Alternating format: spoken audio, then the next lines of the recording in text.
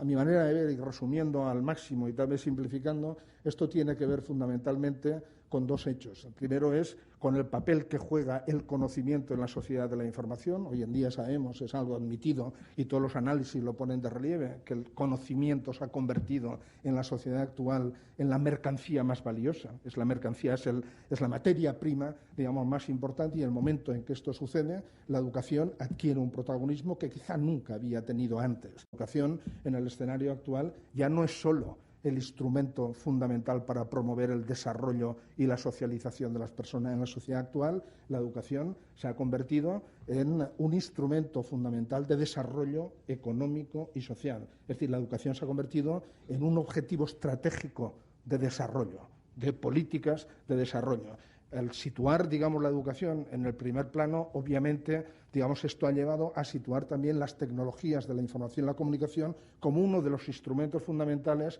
para promover, digamos, la educación, porque las tecnologías de la información y la comunicación no solamente proporcionan recursos, sino que ofrecen algo importantísimo, y es la posibilidad de romper las barreras espaciales y temporales y, por lo tanto, la posibilidad de ofrecer más educación durante más tiempo a más personas que tradicionalmente no tenían acceso a estas posibilidades de formación. A esto se añade que las TIC se caracterizan, entre otras cosas, por su ubicuidad. Es decir, las tecnologías de la información y la comunicación son unas tecnologías que tienen, contrariamente a lo que sucede con otras tecnologías no menos importantes, pero estas tecnologías tienen la peculiaridad de permear todas las actividades de la vida cotidiana. Hoy en día no nos damos cuenta, pero nuestra vida cotidiana está absolutamente permeada por esta ubicuidad de las tecnologías de la información y la comunicación. Incluso cuando no lo sabemos o incluso cuando no utilizamos las tecnologías condicionan nuestra manera de relacionarnos, nuestra manera de comunicarnos, nuestra manera de viajar, nuestra manera de hacer turismo, nuestra manera de pensar, nuestra manera, digamos, hasta muchas veces de establecer amistades y establecer contactos y, por supuesto, nuestra manera de aprender y nuestra manera de pensar. Esto ha hecho, digamos, que hoy en día es verdad lo que se dice en ocasiones, digamos, que cualquier espacio, gracias a las tecnologías de la información y la comunicación, se ha convertido en un espacio donde es posible aprender. Es decir, la ubicuidad de las tecnologías de la información y la comunicación han llevado, digamos, a crear espacios en donde es posible el aprendizaje más allá de la escuela. Hoy en día la escuela ya no es, yo dudo que lo haya sido nunca, sinceramente, digamos, pero hoy más que nunca la escuela ya no es el único sitio en donde aprendemos las personas y donde aprenden los niños y los jóvenes. Los niños aprenden muchas cosas, muchas, fuera de la escuela. Es decir, las TIC están modificando en este sentido que acabo de decir la educación escolar desde fuera, porque obligan a repensar las finalidades de la educación escolar y formal, pero también la están modificando o transformando, o al menos se espera que lo hagan desde dentro, digamos, porque se están incorporando a los procesos de enseñanza y aprendizaje.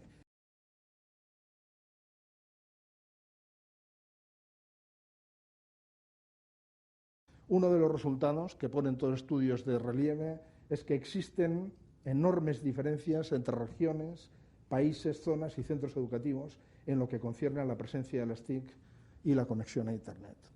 Quizá el hecho más significativo en este nivel no es la diferencia entre regiones y países. El hecho más significativo que ponen de manifiesto los resultados que se han venido haciendo y la evolución de estos estudios es que si en un principio las diferencias fundamentales se daban precisamente entre países y regiones, hoy en día las diferencias fundamentales tienden a darse cada vez más en el interior de los países. Es decir, cada vez más uno mira a nivel global y puede decir que todos los países se van incorporando poco a poco, digamos, a lo que es esta conexión a Internet y lo que es la incorporación de las tecnologías. Se van incorporando en términos de infraestructura, se van incorporando en términos de equipamiento, pero cada vez más dentro de los países empiezan a haber brechas fuertísimas entre los conectados y los no conectados, es decir, entre aquellas personas que realmente tienen acceso a estas nuevas tecnologías y las que no lo tienen.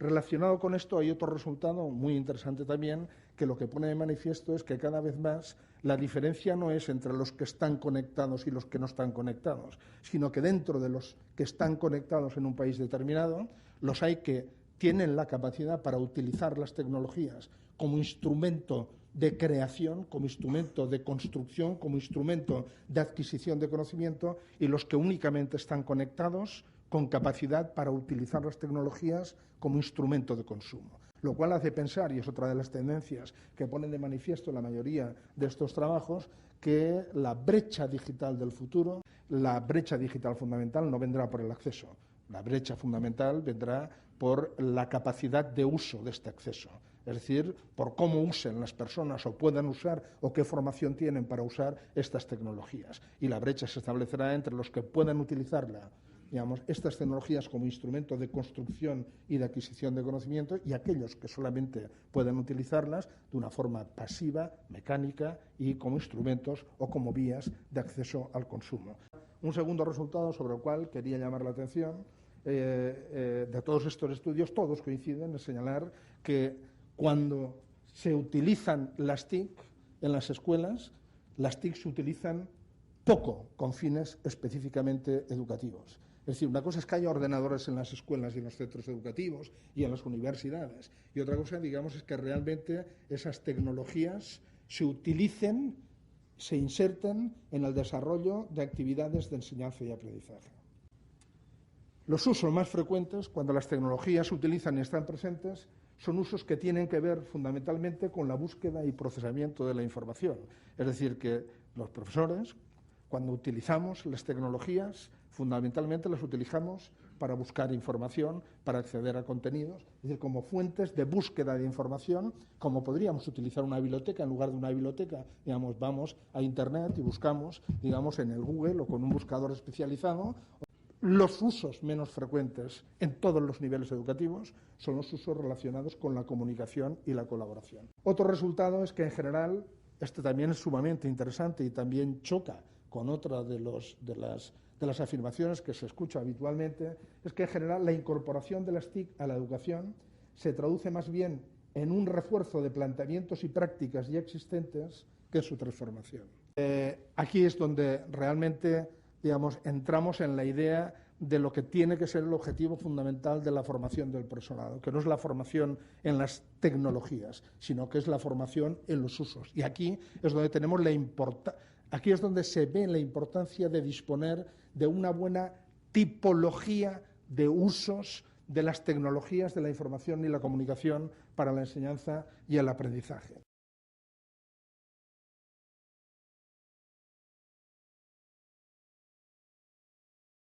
Bien, tenemos un primer grupo de usos de las tecnologías que son cuando se utilizan estas tecnologías para mediar las relaciones entre el profesor y los contenidos. Son muy importantes estos usos. Son muy importantes, digamos, y los profesores tienen que aprender a utilizar estos usos, porque ahí encontramos usos como, por ejemplo, el acceso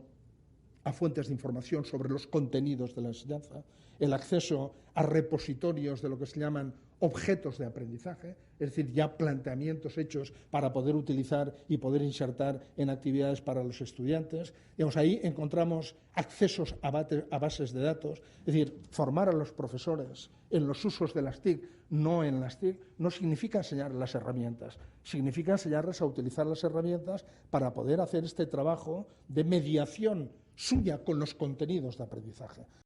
Un segundo grupo de usos lo encontramos en la utilización de las tecnologías para mediar las relaciones entre los alumnos o los estudiantes y los contenidos de aprendizaje. No menos importante que el anterior. Ahí hay, una vez más, ahí hay todo un conjunto de herramientas, digamos, que lo que permiten realmente es acceder a bases de actividades por parte de los alumnos, a búsqueda y a criterios de selección y de comparación de la información, a bases de datos, a instrumentos de visualización de la información, de representación de la información, de construcción de redes semánticas de la información. Un tercer grupo es el que se refiere justamente a la utilización de las tecnologías para la comunicación de profesor-alumno y las comunicaciones de los alumnos entre sí, ¿de acuerdo? Que no necesariamente pasan por los contenidos y tiene que ver, digamos, con comunicaciones que pueden estar alejadas de lo que es el trabajo de los contenidos, pero que son absolutamente fundamentales.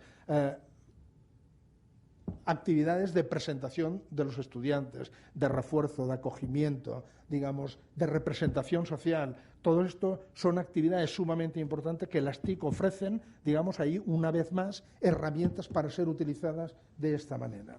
Un cuarto grupo son los usos de la TIC para ampliar, para profundizar, para amplificar en realidad la actividad de los profesores. Digamos, cómo los profesores pueden utilizar las TIC para mejorar sus explicaciones, no únicamente utilizando PowerPoint, sino utilizando, por ejemplo, simulaciones, sistemas expertos, modelaciones. Y finalmente, el último grupo que yo señalaría es un grupo que consiste en el uso de las tecnologías de la información y la comunicación para configurar entornos o contextos de enseñanza y aprendizaje en línea, para la creación de entornos virtuales de enseñanza y aprendizaje absolutamente a distancia y, por lo tanto, al margen de limitaciones espaciales y temporales. El resultado muy preocupante es que cuando se incorporan las TIC a la educación, las TIC suelen utilizarse en los usos menos interesantes de la tipología que acabo de comentar. Es decir, que se acaban utilizando o bien como instrumentos para reforzar las presentaciones, digamos, la presentación, en lugar de basarse únicamente en una explicación oral, se acaba apoyando, digamos, en una presentación de PowerPoint, se acaban haciendo unos usos de las TIC que son aquellos usos más cercanos a lo que es la manera habitual de proceder. Pero aquí es donde realmente, a mi manera de ver, hay que hacer el cambio, hay que hacer la corrección, hay que dejar de pensar únicamente en las tecnologías y hay que poner en marcha o hay que acompañar todos los esfuerzos de inversión en equipamiento, en infraestructura y en software telemático y en software informático y acompañarlo, digamos, con una acción muy clara y muy decidida en formación del profesorado y en formación del profesorado dirigida a uso. No es incorporar las TIC para hacer lo mismo de siempre, pero un poco mejor, sino es realmente incorporar las TIC para, sin renunciar a ninguna de las maneras, como sabemos que podemos plantear la enseñanza y el aprendizaje, ver si podemos encontrar nuevas formas de plantear cosas que sin las TIC sería imposible.